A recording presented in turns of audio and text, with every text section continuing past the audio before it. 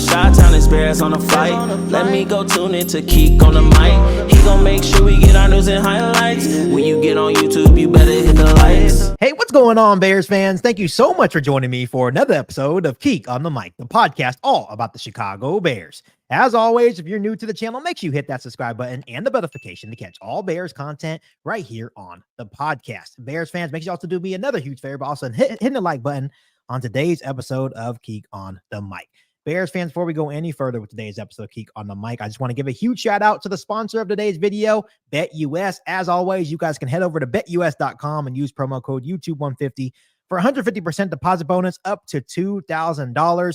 I know there's not a lot of confidence in the Chicago Bears right now, but I do think they can have a big bounce back win over the Arizona Cardinals this weekend in Arizona. So make sure you guys go place your bet on the Chicago Bears to get back on track in Arizona this weekend.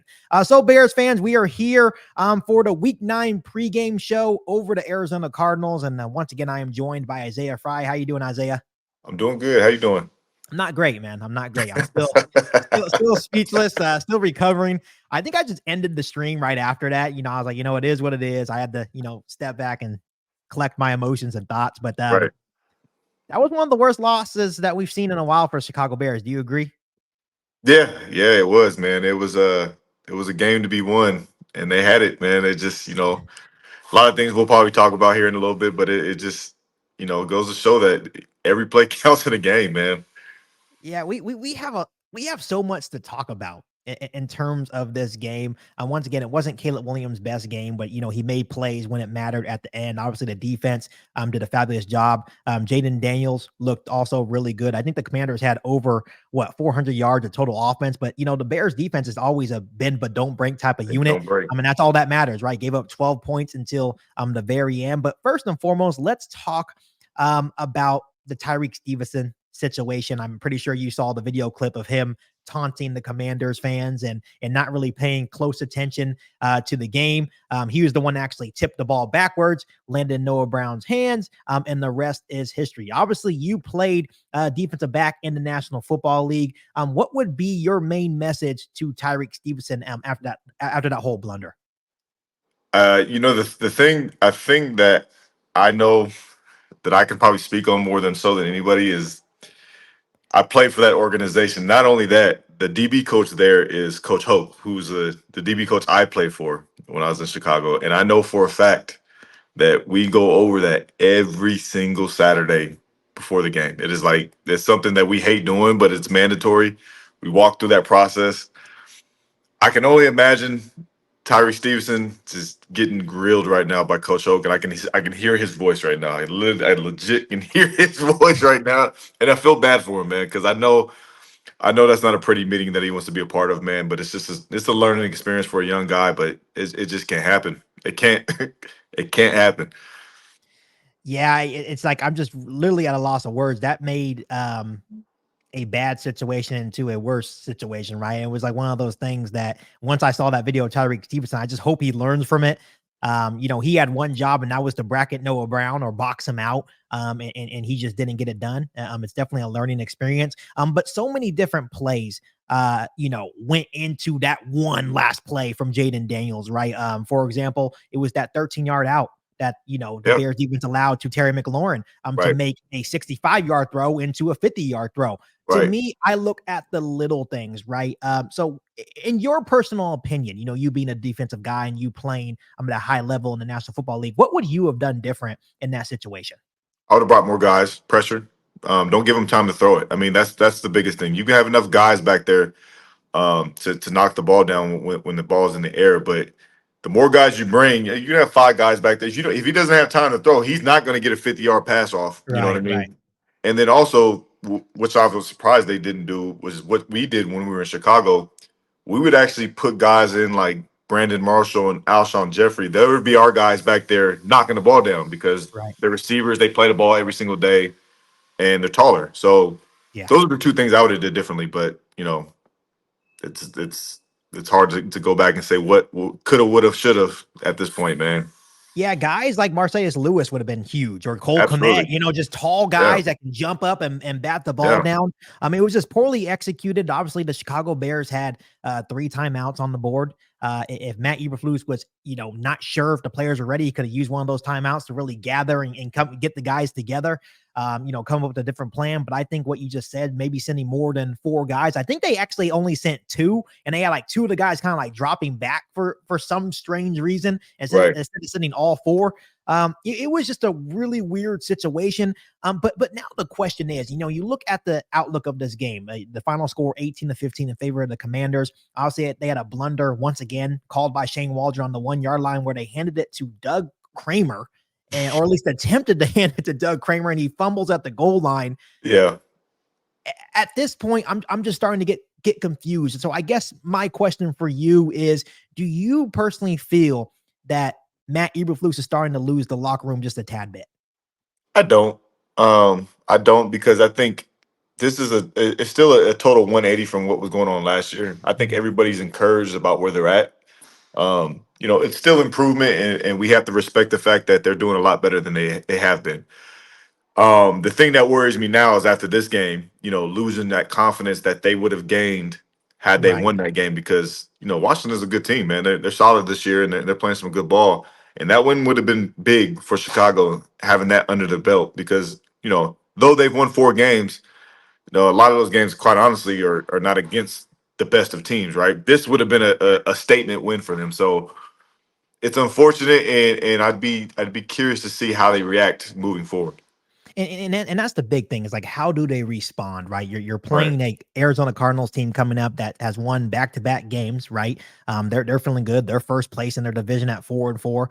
So obviously they're feeling pretty good. But when you're looking at the Matt Eberflus situation, the thing that concerns me is that he's not winning the big games. You brought up a good point about you're only beating the teams that you can beat, which you can only face the teams that are on your schedule that are ahead of you. But whenever you have a chance to have a big time win on your resume, he fails time and time again. And it seems like just the in-game decisions are still not there. Granted, he's not the offensive coordinator, but he is the one that brought in Shane Waldren. And it seems like time and time again, Shane Waldren's making these ridiculous play calls on the goal line to score touchdowns. And that would have been a very big score for the Chicago Bears that, would have probably helped them win this football game. And the thing that's kind of crazy now is that respected players, Isaiah, in the locker room are starting to come out, even after yesterday's loss to the Commanders and kind of questioning. For example, Kevin Byard actually had a discussion with Matt Eberflus. And I don't want to read, the whole quote word for word, but had a discussion, and he basically said that he would have did things a little bit differently, maybe send more guys at the quarterback, maybe have, maybe some wide receivers in the game, tall guys, they call it like the hands team. It maybe help with the defense on that Hail Mary throw.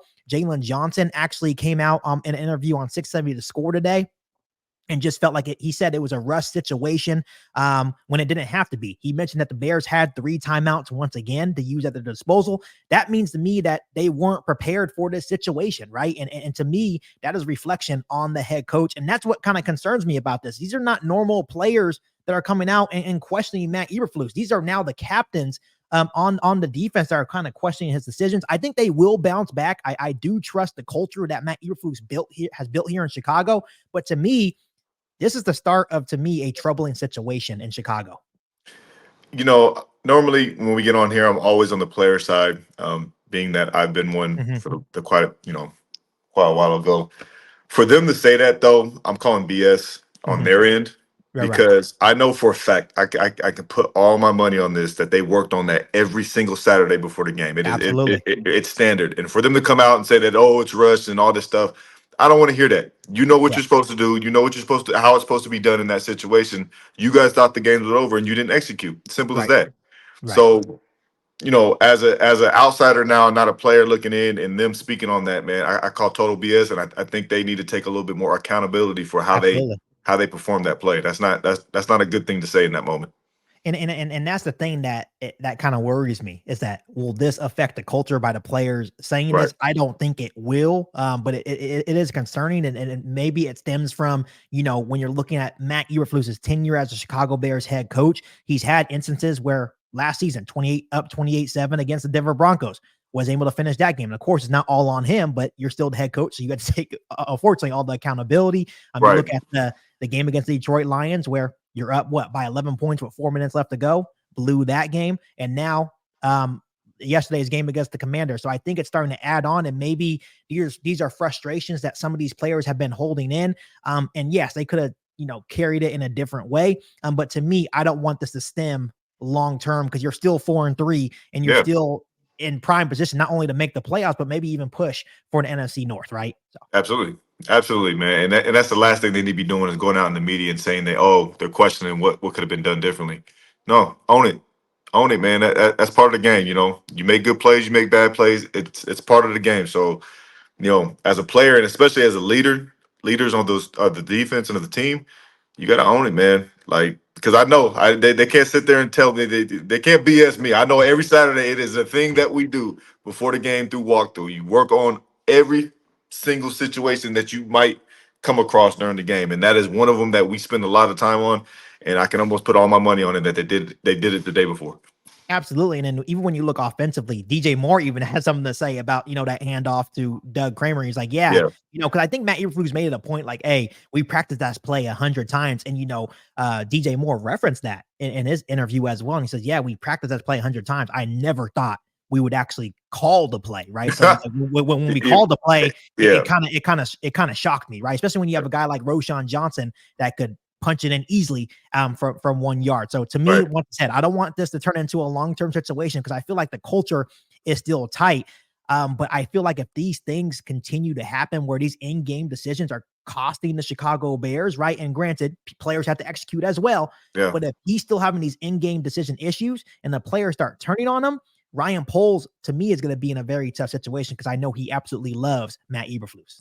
Absolutely. And DJ has every right to question that play, because there's been a few plays this year where Shane's called when just like in our head, we're like, what are we doing? Like, especially when you get down to the goal line, I'll go back to that speed option every single time. That was still to this day the worst call I've ever seen in my life. So, I think we need to make shirts called Luke Getchius. That we need to make some shirts, man, start selling them, because that's what it's looking like, man. Because he's not doing a lot of good things, man. They're getting away with a lot of stuff that they're going through because the defense is actually playing solid. So he has to fix his coaching soon and quick. Yeah, moving forward, I think we've talked about the trade deadline time and time again. I don't think there's any move that can help this team on the offensive line right now. So I think they're going to have to weather the storm and wish for the best. And knowing that you have all the resources and money in the NFL draft for next offseason, just fix the offensive line next year. But as of right now, I feel like they're going to have to weather the storm and I guess just hope for the best. They're in a weird spot, man, because they're doing better, but it's like if it gets worse and Eberflus does go, Waldren's going too. Like there's it's a grind. Like we'll get in that discussion in a couple of weeks if need be, but it's a weird spot to be in right now. Absolutely. Once again, we are a couple weeks away from really facing that gauntlet of the schedule, playing the NFC North, the San Francisco 49ers. But it definitely starts this week against the Arizona Cardinals. Isaiah, so give me your initial reaction to this matchup in Arizona this weekend. Must-win game. It's must-win game. There's nothing else to talk about. They have to win this game, especially after losing the way they did last week. This game needs to be won. And they need to do it in convincing fashion. I know Arizona's a really good team, but it can't be close like it was last week, because there was a lot of opportunities for that game to be blown open on the Chicago's end, and they just failed to execute. So it'd be a good statement win for them if they were able to win by 10 plus points. You know what I mean? So, but we'll see. It's going to be a good game. It's not what I'm saying. 10 plus points. I don't think it will be a 10 plus point game, but it needs to happen. What's funny is that a couple of weeks ago, you would look at the Arizona Cardinals and be like, hey, the Chicago Bears are going to run right through this team. They have now, reeled off back-to-back wins to me against pretty decent opponents, the Los Angeles Chargers, and yesterday against the Miami Dolphins, especially with Tua back in the fold. I know it was his first game back, but that Dolphins team looked really good with Tua back in his first game. They're able to win that game as well. They are now sitting at 4-4 in first place in the NFC West. I feel like it's a tough division in its own right. And that's the crazy thing to think about, Isaiah, is that the Bears are 4-3 in last place in their division, but the Arizona Cardinals are sitting at 4-4 and in first place in the NFC West. The Arizona Cardinals actually are the 1-point favorite in this game. And I feel like rightfully so, because at this point, the Chicago Bears are just an inconsistent football team. They definitely struggle on the road. And I think that, Matt Eberflus also struggles on the road. They're really good at home, but for some reason, they just cannot get it figured out on the road. This is going to be a tough game for the Chicago Bears. And one of the things I'm really looking at is quarterback Caleb Williams and the Chicago Bears offense to get off to a fast start. That's something that's really plagued this offense, is that they wait too long. Granted, the offense definitely picked it up. Caleb Williams definitely picked it up at the end of that Commanders game yesterday, but they're still starting off slow. They're the worst first quarter team in the National Football League, and it's hurting them every single game. You're not going to be able to do that when you that gauntlet of the schedule coming up. Absolutely. There was a point in that game where I thought we were actually going to get shut out. I was like, oh, they're not going to score any points. But they kept pushing through, and Caleb's doing a lot of great things still. You can't say anything about the way he's playing. It's just, for me, that play calling, man, it's not where it needs to be right now, and it needs to improve. Right. And we talk about the offensive line. They have their struggles, their inconsistencies to stay healthy, their inconsistencies to play just sound football, right? There's a couple opportunities where the Bears get a big play and, they're starting to get into that hurry up, and that's what Caleb Williams likes. And then it'll be false start, holding, stunting these could be good drives for the Chicago Bears. And we all know it starts with the offensive line, but also Shane Waldren, with the experience that he has and the experience that, once again, he has playing a former NFC West opponent in the Arizona Cardinals, so he's familiar with this football team. He has to get Caleb Williams in the rhythm and comfortable. Caleb Williams didn't look comfortable in yesterday's game against the Commanders, and kudos to the Washington Commanders, because they did a very good job on this offense and really making it seem like Caleb Williams looked nervous of some of his throws, but that's also stems from Shane Waldron's play calling as well. Yeah, Dan Quinn was in his head the whole game, man. He was bringing pressure, knowing exactly what was going to be called on certain situations.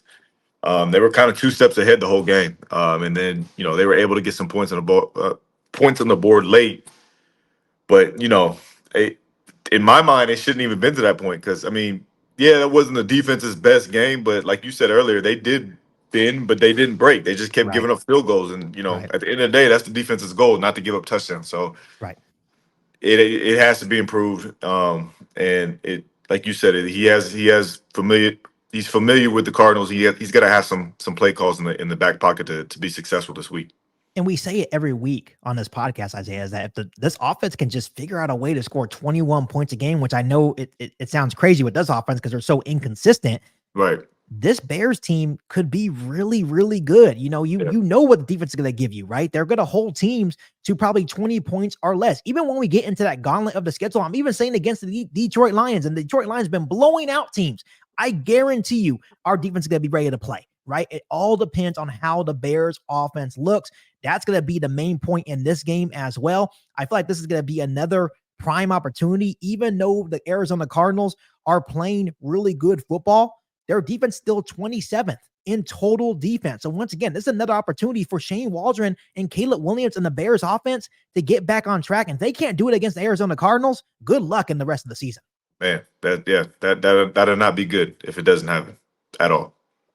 So it's one of those things. I think we know what needs to happen. Obviously, when you look at some of these key injuries as well, we need Jaquan Brisker back. It's clear as day. He's still going through concussion protocol, so hopefully he will be available for this weekend's game. And then Kyler Gordon is still nursing that hamstring. Those will be two additions back on the Chicago Bears defense. They looked fine, but it's definitely going to be good to have those two guys, especially because they can be used in different ways. Obviously, Kyler Gordon is one of those guys that comes on the blitz. Obviously, Jaquan Brisker has looked really good in coverage, and he's also a big hitter for this defense as well. But to me, this is prime opportunity. Like you said, they have to win in convincing fashion this week to prove not only to themselves, but Bears fans, but across the league, that they can, be ready for this gauntlet of the schedule. But Isaiah, when you're looking at this matchup against the Arizona Cardinals, what are some key players for this game? For me, it's all on offense. It's always DeAndre Swift. They go as he goes.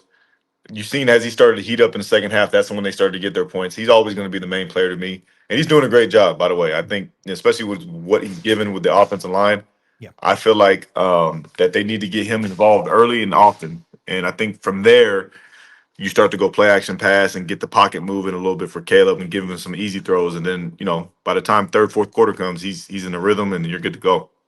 Yeah, for me, I think it has to be DJ Moore. DJ Moore and Cole Kmet. You saw late when they finally started incorporating DJ Moore and Cole Kmet into the offense, that's when Caleb Williams got more comfortable. I feel like it's a shame that Cole Kmet only had one catch for 14 yards. DJ Moore didn't really get going until the end of that football game. Those are going to be two huge factors for the Chicago Bears, Caleb Williams, and this Bears offense to really get going this weekend. Absolutely. Like you said, DJ Moore, Cole Kmet, man, they got to get involved.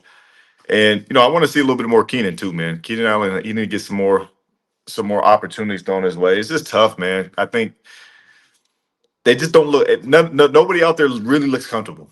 No. It's hard to explain, but just watching the game, it looks very uneasy by everybody out there, and I think that just stems back to the offensive coordinator. Right.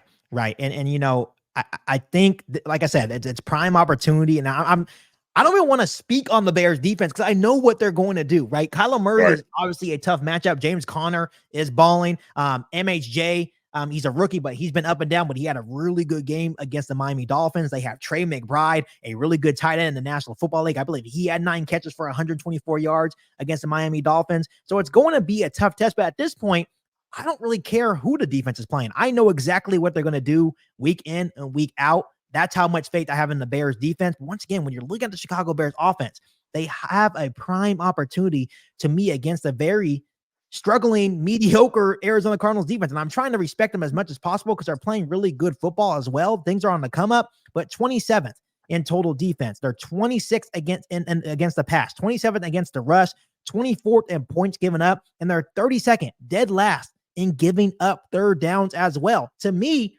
Shane Waldren, you're under a huge microscope this weekend. You have to get it done. Caleb Williams, you as well. Even though you're a rookie, this whole offense is under a microscope this weekend. It is, man. They have to be successful, and those stats you just read off are, it's good for the Bears, but it's going to be alarming if they're not successful. So exactly. And like I said, this is their opportunity to win in dominating fashion. And if they can't win in dominating fashion, I think this is the point where we're going to be kind of concerned that it's going to be a tough stretch when you have to play these NFC North teams. Absolutely, and because you can even make the argument that last week, like there was 2 touchdowns that they could have easily had in Washington. That one that the tight end caught and he hit the ground and dropped it. Right. And then the one where they called a penalty on that bubble screen, he took it to the house. You know what I mean? So if those 2 go through, then the game's not even close. And you can't bank on the defense to have great, games like that every single week. So offense got to get rolling, man. It's got to be a big game for them.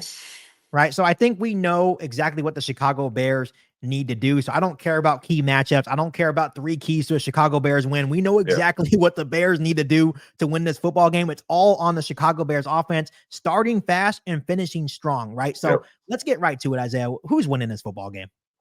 I think Bears bounce back and win this game. I'm going to get them. I think it's close. I don't think it's nowhere what I said, the 10-point play. I don't think that's going to happen. It should happen, but I don't think it will. But I think they win. I think they win 21-17 this week. Okay. I like that prediction. I think they're also going to win. I'm going to give them by a score of 17-13. I don't trust. I just don't trust Shane Waldron. Or it's not even on Caleb Williams or the offensive pieces that we have. It's on Shane Waldron and his inability to really get this offense going. Do you know that I don't think he even scripts a first 15 play? His first 15 plays in the game. I just found out. I think it's a rumor, but I believe it because when you really watch the Bears in the first quarter, they are terrible. I don't know the exact stats, but I think they've only scored, I think it's like a crazy stat, like, did they say like 14, 20 something points in the first quarter all season long? It's like a crazy, or maybe it's like 41, but still, it's a crazy low stat where they are just terrible. At this point, there's a lot of Bears fans like mocking them saying, hey, just go straight to the second quarter because they never show up in the first. Yeah, that's a first 15 in the NFL is necessary just to get the looks that you're going to get for the whole game. So for him not to have that, if that is true, so that's alarming and scary. Right. So to me, So to me, I think they can bounce back, but I have no faith in them right now to bounce back like in a huge convincing way, especially with the Arizona Cardinals playing so well.